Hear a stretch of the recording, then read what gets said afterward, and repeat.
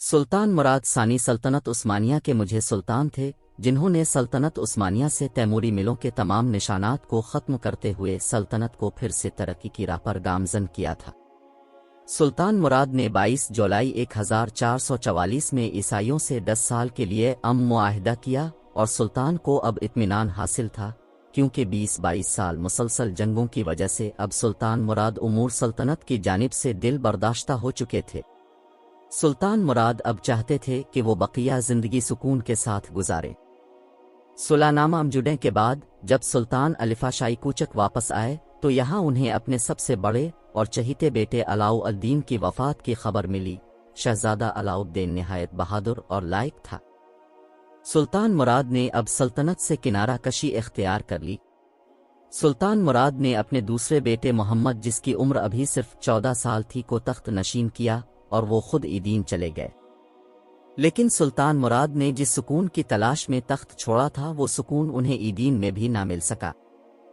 हुआ कुछ यूं कि जब यह खबर मशहूर हुई कि सुल्तान मुराद ने तख्त से किनारा कशी इख्तियार करके सल्तनत एक कम उम्र शहजादे के सुपुर्द कर दी है जो कि नातजुर्बाकार है, तो ईसाइयों ने तर्कों को यूरोप से निकालने का फैसला किया और सुलानामा हिजड़ियन, जिसे अभी बमुश्किल 1 माह ही हुआ था, उसे ख़त्म करने की तैयारियां करने लगे।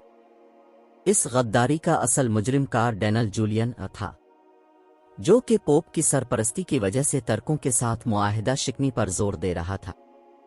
इसके अलावा कुस्तुनतुनिया का शहंशाह भी इस तहरीक का हामी था। यहाँ हालात तमाम तर ईसाइयों के हक में होते नजर आ रहे थे, क्योंकि उस्मानी सल्तनत की बागडोर एक कम उम्र और नातजुर्बाकार शहजादे के हाथ में थी। अलिफा शाही कूचक में अमीर अल्बानिया ने फिर बगावत पर पा कर दी थी और उस्मानी दस्ते इसे कुचलने में मसरूफ थे, जबकि दर्रा दानियाल में वीनस, जेनीवा और बरगंडी के बहरी जहाज़ों का कब्जा था, जिसकी मौजूदगी में तर्क अफवाज का अलिफा शाही कूचक से यूरोप आना मुश्किल था। यहाँ बीनगर छूटिए के बादशाह लॉर्ड सीलास ने मुआहिदे की खिलाफ वर्जी से इनकार किया, लेकिन कार्डिनल जूलियन ने अपने मजहबी असरो असूख को इस्तेमाल करते हुए बादशाह को मजबूर किया।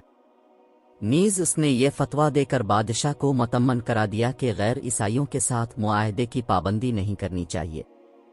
जब मजलिस के बाज़ अरकान ने भी मुखालफत की तो उसने भरी मजलिस में तकरीर करते हुए कहा कि क्या तुम इस मौके पर उन ईसाई भाइयों की उम्मीदों को तोड़ दोगे और इस अजीम मौका से फ़ायदे नहीं उठाओगे? तुम्हारा अहद सिर्फ खुदा और तमाम ईसाई भाइयों के लिए है, न कि उन कातिल तर्कों के लिए। दुनिया में खुदा का नायब पापा रोम है, जिसकी इजाज़त के बगैर ना तो तुम किसी से मुआहिदा कर सकते हो और ना पूरा कर सकते हो। पापाए रोम की तरफ से मैं तुम्हें इस मुआहिदे से आज़ाद करता हूँ, तुम्हारी फौज को बरकत देता हूँ, शोहरत और नजात के लिए मेरे पीछे चलूँ, और अगर अब भी तुम्हें डर है तो मैं इस गुनाह का वबाल अपने सर लेता हूँ। इब्तिदा में होनियड्डे ने भी इस मुआहिदे की खिलाफ वर्जी की, लेकिन जब उसे ये लालच दिया गया कि तर्कों को शिकस्त देने के बाद उसे बल्गारिया का बादशाह बना दिया जाएगा तो वो राजी हो गया। अलबत्ता इसने ये इख्तिलाफ ज़रूर किया कि मुआहिदे की सद शिकनी को सितंबर तक मुलतवी कर दिया जाए। होनियड्डे और कार्डिनल जूलियन ने 1 सितंबर को 20,000 की फौज के साथ उस्मानी सल्तनत पर हमले के लिए रवाना हुए। तर्क ईसाइयों की इस गद्दारी से बिल्कुल बेखबर थे। इसका नतीजा ये हुआ कि बहुत से तर्क दस्ते जो किले में मौजूद थे शहीद कर दिए गए और कुछ को चट्टानों नीचे फेंक दिया गया और मुतअद्दिद किले उस्मानियों से छीन लिए गए। बहर अस्वद के साहिल पर ईसाइयों ने पहुंचकर वारना चले गए और शहर का मुहासरा कर लिया। तर्क इस अचानक हमले से बिल्कुल बेखबर थे। मुसलसल मुहासरे की वजह से यहाँ तर्कों को हथियार डालने पड़े और वारना पर ईसाइयों का कब्जा हो गया।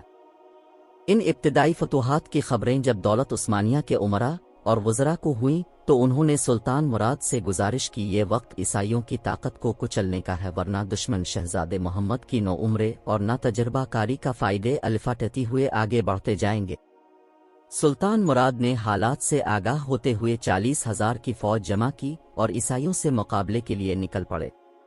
दर्रा दानियाल पर ईसाई बेड़े का कब्जा था, लेकिन सुल्तान मुराद ने अक्लमंदी का मुजाहरा करते हुए जिनवा के बहरी जहाज़ों को फी सिपाही 1 दुकात की शरह से महसूल अदा करते हुए अपनी पूरी फौज को यूरोप मुंतकिल कर दिया। इत्तेहादी फौज अपने नशे में मस्त थी। उन्हें सुल्तान मुराद के यूं अचानक आ जाने का यकीन वहम व गुमान भी नहीं था। सुल्तान मुराद ने वानुमा से 4 मील के फासले पर अपने खेमे नस्ब किए और जंग की तैयारी करने लगे। जान हुनियड्डे को अपनी साबिका फतूहात की बना पर अपनी फतूहात का पूरा यकीन था। उसने मजलिस की इस तजवीज़ को मानने से इनकार कर दिया कि लश्कर के गिर्द नाकाबंदी करके सुल्तान मुराद के हमले का इंतज़ार करना चाहिए, बल्कि हुनियड्डे पूरी फौज के साथ खुद सुल्तान मुराद पर हमले के लिए निकल खड़ा हुआ।